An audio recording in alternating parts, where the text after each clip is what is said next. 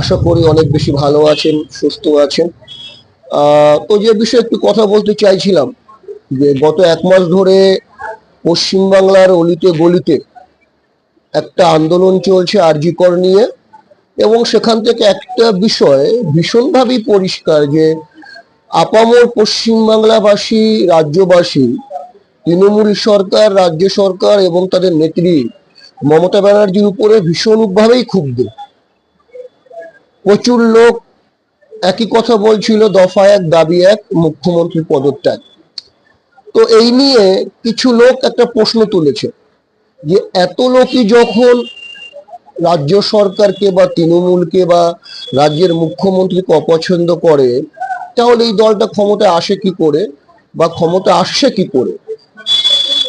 দেখুন, যেটুকু আমি অ্যানালাইজ করে বুঝতে পেরেছি যে ভোটটা হয় না, ভোটটা করানো হয়। আর ভোটটা কিভাবে করানো হয় তার উপর নির্ভর করে যে একটা পার্টি ক্ষমতায় আসবে কি আসবে না এবং ক্ষমতায় ফিরবে কি ফিরবে না। তো তৃণমূল পার্টিটা ভোটটা করায়, ভোটটা বেসিক্যালি পশ্চিমবাংলায় হয় না, করায়। কিভাবে করায়? একটা সহজ ক্যালকুলেশন, এই মুহূর্তে পশ্চিমবাংলায় প্রায় 30%-এর বেশি আপনার মুসলিম ভোট রয়েছে। মুসলিমরা এই মুহূর্তে ভারতবর্ষ এবং পশ্চিম বাংলায় তারা কিন্তু সংখ্যালঘু একেবারেই না, দে আর দ্য সেকেন্ড মেজরিটি। সংখ্যালঘু বললে আপনি খ্রিস্টান বা বৌদ্ধ কিংবা জৈনকে বলতে পারেন। সংখ্যালঘু বলা একটা মানে বলতে পারেন একটা প্ররোচনামূলক বিভ্রান্তিকর তথ্য। তারা সংখ্যালঘু না, তারা দ্বিতীয় বৃহত্তম জনগোষ্ঠী। তো পশ্চিমবাংলায় এই মুহূর্তে প্রায় 30%-এর বেশি মুসলিম ভোটারের সংখ্যা আছে। এবং এই মুসলিম ভোটারকে রাজ্যের শাসক দল এটাই বুঝিয়েছে যে তাদের একমাত্র নিরাপদ আশ্রয়স্থান হচ্ছে তৃণমূল পার্টিটা। তারা যদি তৃণমূলকে ভোটটা না দেয়, যদি ভোটটা বিভিন্ন পার্টির মধ্যে বিভক্ত হয়, আর যদি বিজেপি ক্ষমতায় চলে আসে, তাহলে পশ্চিমবাংলায় এনআরসি হবে, সিএ হবে, এই অনুপ্রবেশকারীদের তাড়িয়ে দেওয়া হবে, মুসলিমদের তাড়িয়ে দেওয়া হবে। তাদেরকে একটা বিজেপির জুজু, নরেন্দ্র মোদী, অমিত শাহ, যোগী আদিত্যনাথের জুজু দেখানো হয় যে বিজেপি পাওয়ার আসলে এনআরসি করে দেবে, তাদেরকে তাড়িয়ে দেবে। যার ফলে ভোটটা তৃণমূলকে না দিলে মুসলিম ভোটটা, এটা বেসিক্যালি বিজেপিকে সাপোর্ট করা হয়ে গেল। তো মুসলিমদের এটা বোঝানো হচ্ছে যে it's a fighting for the existence, যে তৃণমূল ক্ষমতায় না আসলে মুসলিমদের অস্তিত্ব বিপদে পড়ে যাবে। যার ফলে মুসলিম ভোটটা ভাগাভাগি হয় না বা হচ্ছে না। যেমন 97-98% মুসলিম ভোট কাস্টিং হচ্ছে, সেখান থেকে প্রায় 94 বা 93% ভোট টিএমসি একা পাচ্ছে, বিজেপি তো একেবারেই পাচ্ছে না।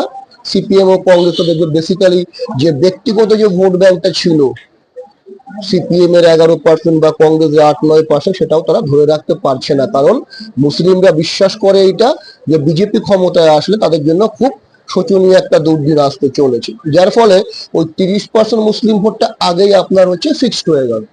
এইবার বাকি আসে হিন্দু ভোটের কথা। প্রথম কথা, হিন্দু ভোটটা আপনার 100% কাস্টিংও হয় না, সেইটা একটা সমস্যা।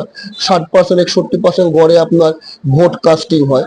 তার মধ্যে পুরো ভোটটা আবার বিজেপি তো একা পাচ্ছে না, ওই ভোটটা আবার 3-4 ভাগে বিভক্ত হচ্ছে। কেউ আপনার বামপন্থী, সে সিপিএম কে ভোট দিচ্ছে, কেউ আবার কংগ্রেসের প্রতি কমিটেড, কেউ আবার মনে করুন বিজেপি কে দিচ্ছে। আর যারা টিএমসি করছে বা টিএমসি কে দিচ্ছে, এমন অনেক হিন্দু পাবেন যারা এই পার্টিটা করে বলে তাদের ঘরের হাড়ি চলে, তাদের রুটি রোজগারের জায়গাটাই হচ্ছে তৃণমূল পার্টি। যেমন জমির দালালি, সিন্ডিকেট, টোটো স্ট্যান্ডের হপ্তা, অটো স্ট্যান্ডের হপ্তা, আপনার মাছ বাজার কিংবা সবজি বাজারের হপ্তা। মানে তৃণমূল পার্টির কারণেই ইনকামটা, রুটি রোজগার আসছে এবং তৃণমূল পার্টির কারণে সংসারটা চলছে। এবং এরা এমন অপরাধের সঙ্গে যুক্ত, যদি পার্টিটা ক্ষমতা না থাকে এরা জেলের পিছনে থাকবে। যার ফলে ডিরেক্টলি ইনডিরেক্টলি এরা কোনো না কোনো ভাবে তৃণমূল পার্টিটা করতে বাধ্য। যার ফলে 10-12% হিন্দু ভোট আলটিমেটলি হচ্ছে আপনার চলে যাচ্ছে তৃণমূলের খাতায়। তো 30% মুসলিম ভোট আর 10% হিন্দু ভোট, 40% এখানেই হয়ে গেল। তো একটা পার্টিকে ক্ষমতা আসতে গেলে, যেখানে আপনার 70-80% ভোট কাস্টিং হয়, যদি 40% ভোট পায়, দরবার তো ওখানে আপনার সিল হয়ে গেল। আলাদা করতে কোনো ক্যালকুলেশন লাগে না।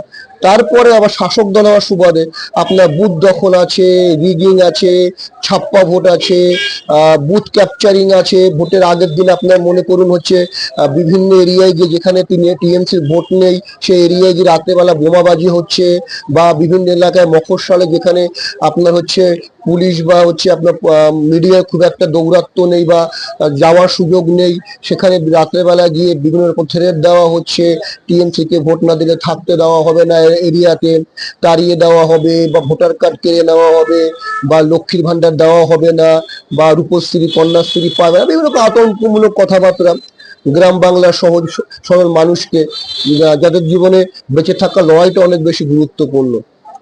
কোন পার্টির ক্ষমতা আসছে তার থেকে বড় কথা হচ্ছে যে কেউ এমন এমন আপনার অসহায় ভোটার আছে যারা 500 টাকায় ভোটটা বিক্রি করতে বাধ্য হয়, 5 কেজি চালে ভোটটা বিক্রি করতে বাধ্য হয়। মানে এমন এমন এরিয়া আছে যেখানে শাসক দল এতটাই ক্ষমতা সম্পন্ন, তারা হয় ভোট দিতে যায় না, আর গেলে শাসক দলকেই দেবে, ছাড়া কোনো তাদের বাঁচার উপায় নেই।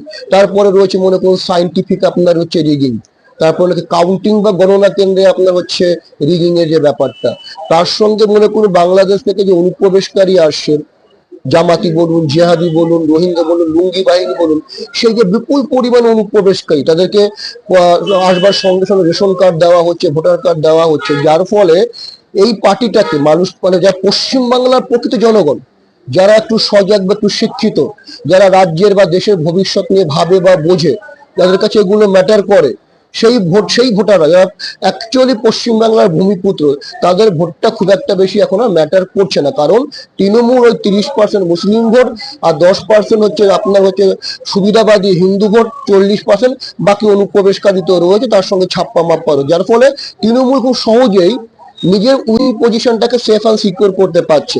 বাকি যে 40-42% যে আপনার মনে করুন অ্যান্টি টিএমসি ভোট আছে, যারা পশ্চিমবাংলার সজাগ ভোটার, সেই ভোটটাকে একটা পার্টি ক্যাপিটালাইজ করতে পারছে না, কারণ সেই ভোটটা সিপিএম, তৃণমূল, কংগ্রেস, বিজেপির মধ্যে ভাগাভাগি হয়ে যাবে, যার ফলে এই লক্ষ লক্ষ কোটি কোটি মানুষ এই টিএমসি পার্টিকে বা শাসক দলকে বা মমতা ব্যানার্জিকে অপছন্দ করা সত্ত্বেও ওই পার্টিটা ক্ষমতায় আসছে।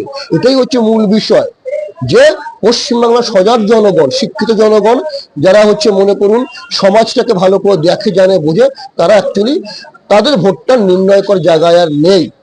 একটা তোষণের রাজনীতি, একটা দুধেল গরুর রাজনীতি, একটা অনুপ্রবেশকারীদেরকে এখানকার নাগরিক বানিয়ে নেওয়ার রাজনীতির মাধ্যমে এই সরকারটা ক্ষমতায় আছে। এটা হচ্ছে আমার বিশ্লেষণ। আপনার চিন্তা ভাবনার থেকে ডিফারেন্ট থাকতেই পারে। আমি যদি ভুল বলি আমাকে অবশ্যই জানাবেন, আর ঠিক বলি সেটাও জানাবেন। আমি আশা করি আপনারা অবশ্যই রেসপন্স করবেন। ধন্যবাদ। আমার নাম দেবাশিস সরকার। ভালো থাকুন, সুস্থ থাকুন।